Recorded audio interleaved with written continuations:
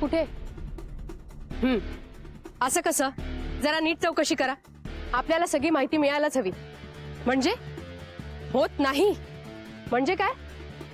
ठीक आहे, मी पोहोचते जरा वेळात. काही काळजी करू नका, मी करते सगळं सॉल्व्ह.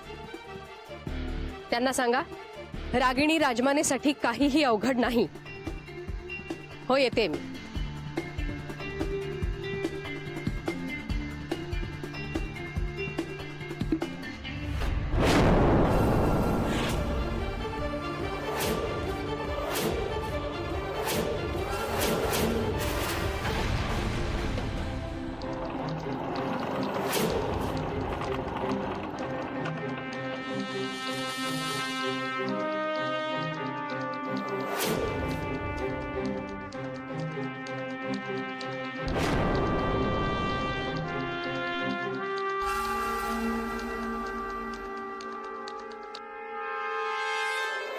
काय झालं खरं?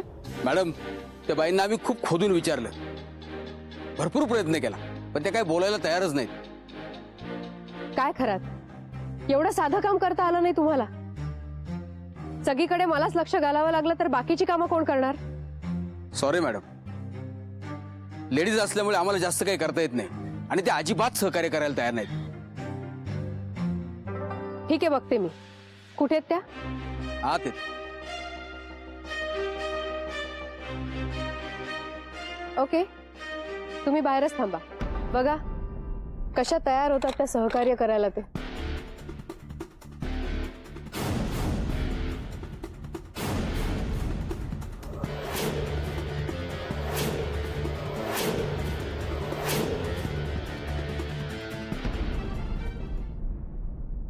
मॅडम काहीतरी बोला.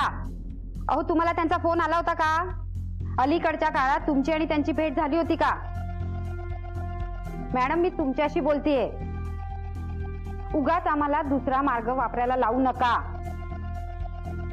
काय चाललंय हे? ही काय पद्धत झाली एका स्त्रीशी बोलायची? काय भाषा ही तुमची? त्यांना त्रास देणं बंद करा. Sorry madam. जा तुम्ही बाहेर, मी बोलते त्यांच्याशी. येस.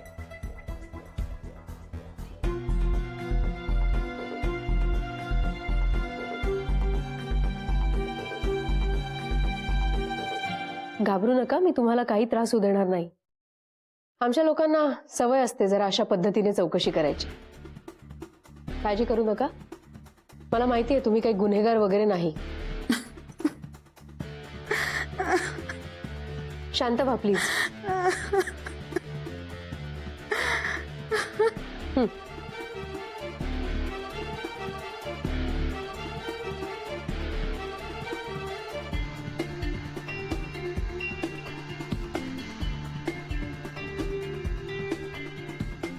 मॅडम, मी खरंच काही नाही केलं. हो, मला कल्पना आहे त्याची.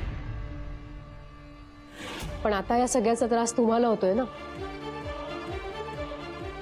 तुमच्या नवऱ्याने जो काय घोळ घालून ठेवलाय त्याची शिक्षा तुम्ही का भोगायची, नाही का? तेच तर ना मॅडम, मी त्यांना 1000 वेळा सांगितलं होतं की या सगळ्या भानगडीत पडू नकात म्हणून, पण त्यांनी माझं ऐकलं नाही.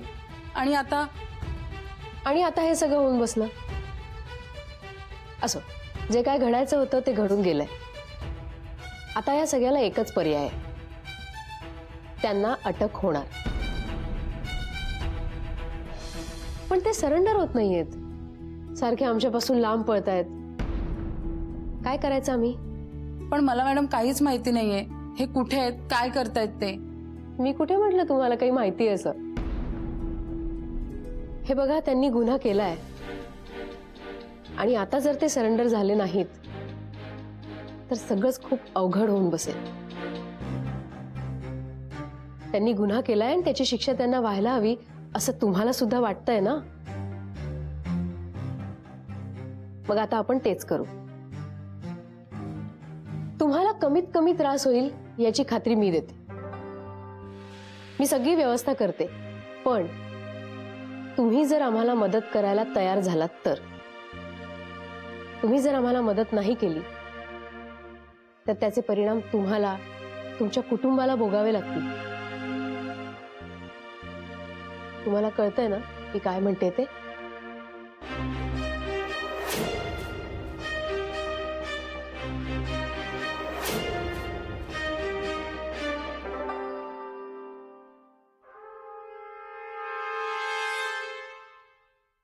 मॅडम,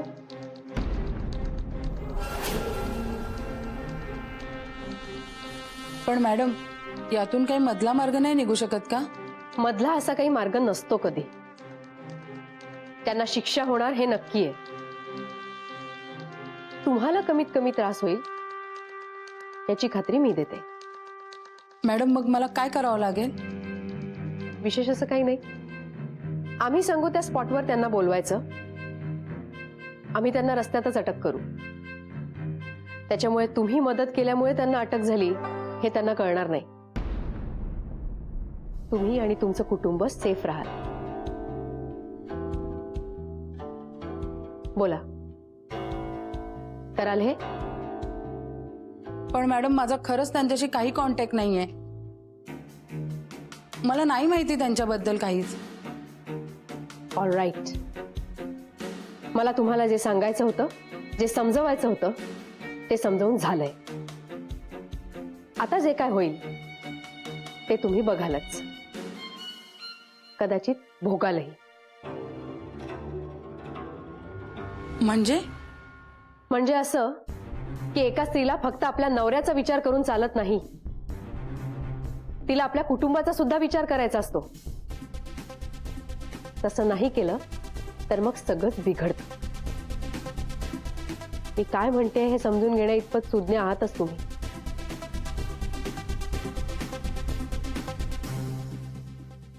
मॅडम, मी बोलते त्यांच्याशी. पण मॅडम, तुम्ही आहात ना माझ्यासोबत? 100%. एक पोलीस असले तरी एक स्त्री आहे मी. एका स्त्रीच्या भावना समजूच शकते. Thank you madam.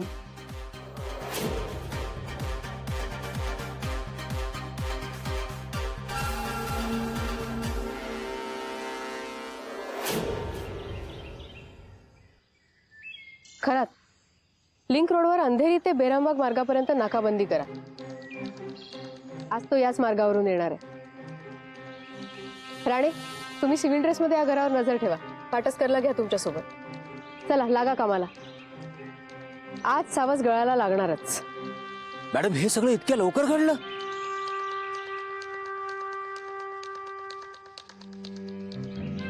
लागा पटापट कामाला.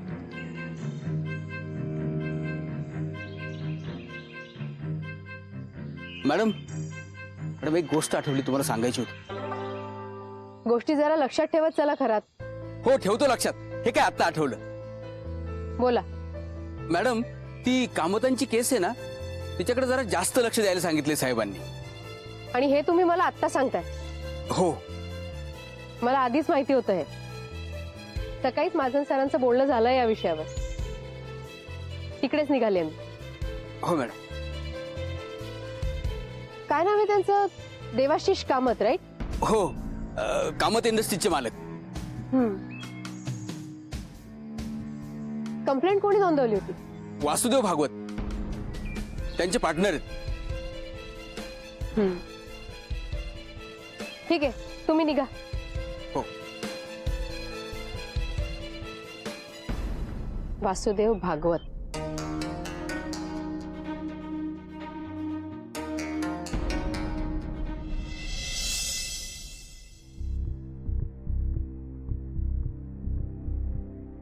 वासू, वासू, काय अरे, किती विचार करतोयस तू? हा, हे बघ, नको ना इतकी काळजी करू. वासू, तुला जे जे पॉसिबल होईल ते तू सगळं केलंस ना. आता येतील जिजू परत. आता तू ना जरा स्वतःला वेळ दे, स्वतःची काळजी घे ना. हे बघ चेहरा कसा झालाय तुझा, किती विचार करत असतो. आणि हे डोळे बघ, हाय हे वासू. हा झोप नाही, काही नाही, अशाने आजारी पडशील ना तू. खरंच आहे, झोप उडालीच आहे सध्या माझी. ए थांब, मी ना छान कॉफी करून आणते, म्हणजे तुला बरं वाटेल ना. आलेच मी, थांब. वासू अरे आपण ऑफिसमध्ये आहोत. आज सोड ना, माझा बघेल कोणीतरी. बघू ना, मला परवा नाहीये कोणाची. या सगळ्या गदारोळामध्ये आपलं बोलणं होतच नाहीये ना.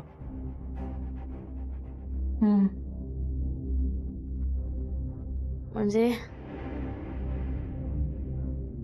तुझंच लक्ष नाहीये ना माझ्याकडे. मीच येते की नाही तुझ्याशी बोलायला. I know I am sorry, पण म्हणूनच थांबवलंय मी तुला. मथुरा, बोल ना, काय विचार केलायस तू? तुझा काही निर्णय झालाय का? आपण करतोय ना लग्न?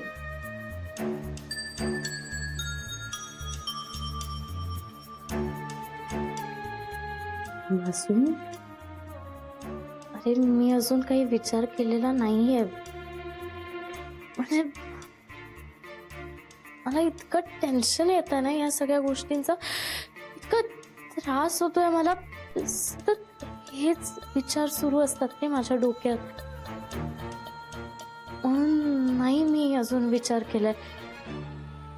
पण ऐक ना, म्हणजे जिजू एकदा परत आलेत ना की मी तुला विचार करून सांगेन ना माझा निर्णय. म्हणजे देव परत आल्यानंतरच बाकी सगळं, राईट? राईट. म्हणजे स्टेबिलिटीच नाहीये ना. I can understand. माझंही तेच चालू आहे, काही सुचत नाहीये मला. ठीक आहे, हॅलो, आत्ता समजून घेतोय मी, पण नंतर कुठलीही कारणं चालणार नाही आहेत. ओके? नाही देणार. म्हणजे हो नाही जे असेल ते. अच्छा, म्हणजे नाही असू शकतं तर?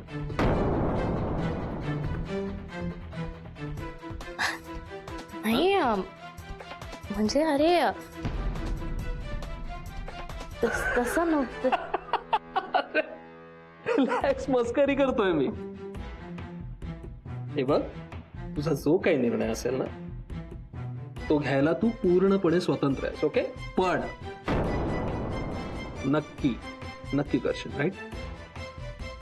Promise? Promise. Thank you. Hello. Hello Vasu sir. हा विभूती, बोल. सर इथे चौकशीसाठी पोलीस ऑफिसर आलेत. Okay okay, great. हो सर. सर मी त्यांना आत पाठवू का? नाही नाही, एक काम कर, मीच येतो त्यांना ग्रीट करायला. ओके? ओके ठीक आहे सर, येत आहे. मधुरा, देवच्या केससाठी ज्या पोलिसांची नेमणूक झाली आहेत ना ते बाहेर आलेत रिसेप्शन. मी त्यांना भेटून येतो. ओके? हो चला, म्हणजे माझी काळजी कमी झाली ना. या, आणि माझी. मी येतो त्यांना भेटून. ओके? या हो जा ना, म्हणजे मी थांबते ना माझ्या केबिन मध्ये. हा बेटर आहे, तू नको पडूस यात, मी येतो जा. ओके? आणि हो, माझं लक्ष आहे तुझ्याकडे. आलंच.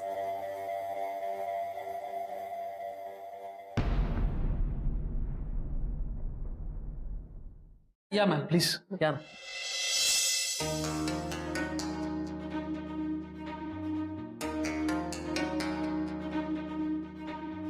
तुम्ही सुद्धा सुद्धा आत थांबलं तर चालेल. मी म्हणजे मी कशाला, माझं काय काम आहे ना. नाव काय तुमचं? मधुरा. मिस मधुरा, काय काम आहे ते मी सांगते ना. आणि नसलंच काही काम तर आपण गप्पा मारू. चला. नाही नको. म्हणजे वासू देईल ना तुम्हाला सगळी माहिती. आणि खरं सांगायचं तर मला खरंच काही माहित नाहीये. सगळी माहिती आहे माझ्याजवळ, रिपोर्टमध्ये लिहिलंय सगळं. पण तरी सुद्धा मला तुमच्याशी काही बोलायचं. चला. मॅम म्हणजे एक्स्ट्रीमली सॉरी, पण मला प्रोजेक्टची काही महत्वाची कामं करायची. देवाशिष कामत यांच्यापेक्षाही महत्वाचं काही आहे?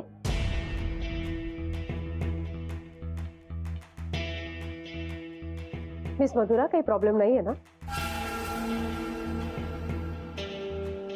चला. मधुरा, आय थिंक मॅम बरोबर बोलतात. त्या इथे आपल्याला हेल्प करायला आल्यात, सो आपणही त्यांना पूर्ण सहकार्य करणं अपेक्षित आहे, राईट? प्रोजेक्टची कामं नंतर कर, पण हे जास्त इम्पॉर्टंट आहे. आम्ही जातो केबिनमध्ये. ही मधुरा आत यायला एवढी टाळाटाळ का करत होती? अजून काय अंदाज येत नाही मॅडम. आहे कोणी? ती मधुरा देशमुख, म्हणजे देवाशिष कामत यांची मेवणी. मेवणी? बर, या.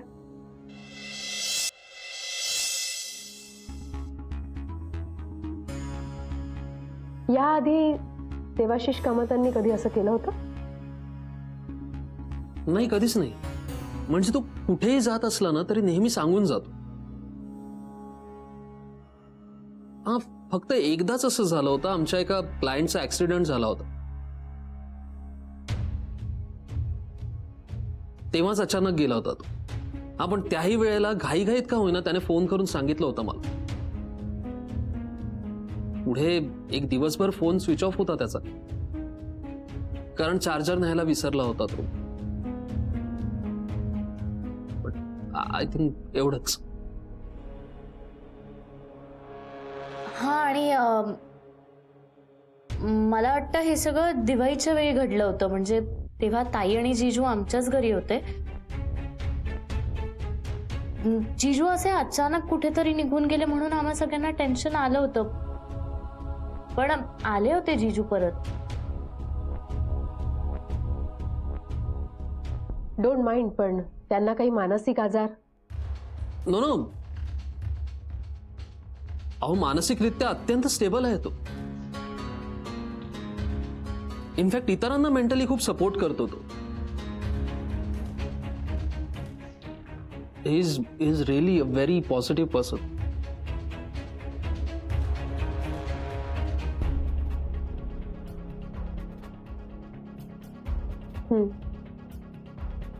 ते काय असतं, ह्या अशा प्रकारात 3 शक्यता असतात.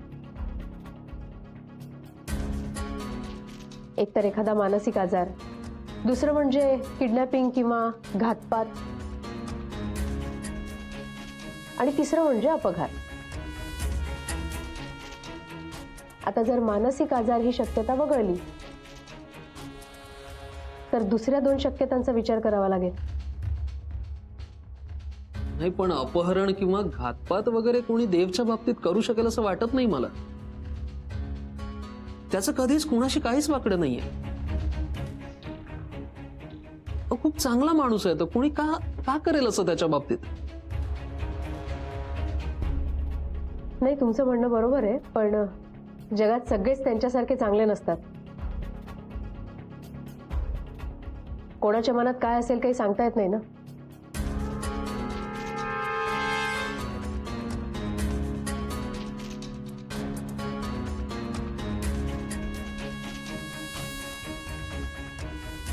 आता जर तीही शक्यता नाकारली तर मग उरते तिसरी शक्यता.